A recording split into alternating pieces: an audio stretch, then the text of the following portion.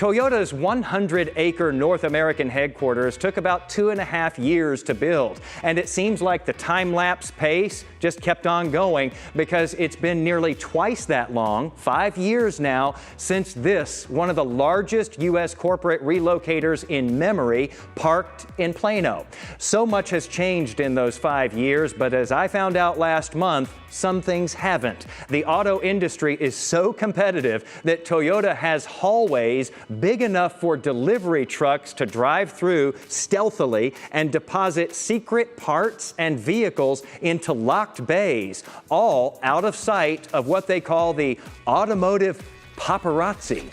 And do people show up to take pictures of something like that if they know it's coming? Well, they would, but I mean, but we've been able to kill all of that now.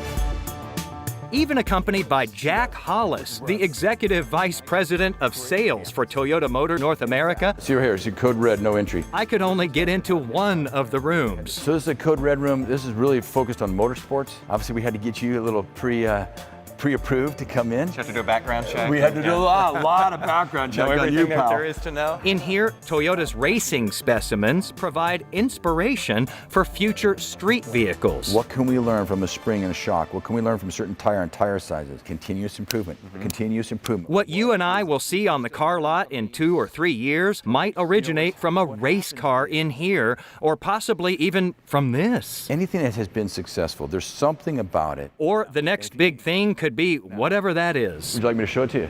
I would. Okay. But I'm guessing you won't. But the answer is I'm not going to. I knew that was coming. I'd like them to show it to me, and they won't show it to me You either. haven't seen what's in here either. No, I haven't.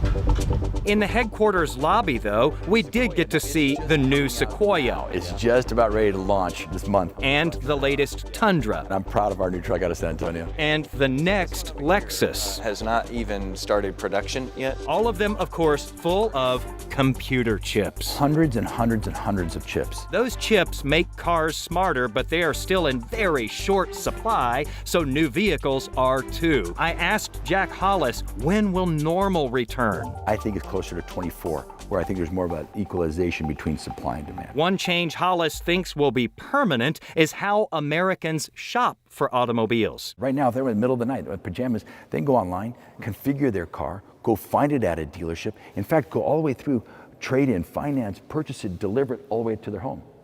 That didn't exist pre-pandemic. He also believes work from home is here to stay, but with an important caveat. I better produce at or above the level I was previously expected. That's what I'm pushing us towards. So if you're watching this and you're wearing PJ pants working, step it up. Enjoy it. You better be working even harder right now. Let's go. Apparently, many of Hollis's co-workers must be meeting that standard. It's a lot less. You see a lot less people. It can look almost as sparse as a pandemic-era new car lot in here. Some workplace cafes are dark, the grill not as crowded, the company gym on this day was one man's private workout space, and the ever-popular rock wall was available, no waiting. Of the 6,000 local Toyota employees and partners, as many as half now flex work from home on any given day instead of coming into this sprawling, amenities-packed, billion-dollar headquarters that was built not that long ago to house all of them. Everybody got settled in, Right. and then came the pandemic. Boom. You got everybody under these roofs That's here right. together, That's right. and then the That's pandemic. If that tremendous workforce evolution isn't enough, Toyota is also evolving away from just cars and trucks and SUVs. Wait, what? We're talking about moving from an automotive company that's just focused on just vehicles to a mobility company. We can create a different kind of scooter. Or how about somebody who has a person with disabilities? What if they could have something that helps them walk? So you see Toyota becoming that. Absolutely. That makes you really curious about what will be in those code red rooms in the Plano headquarters. So we're going to have to make sure that 5 years don't pass by again before we check in there once more. I have much more from our visit to headquarters. It's in today's article posted at Jason Wheeler TV on Facebook and Twitter, the virtual headquarters for Right on the Money.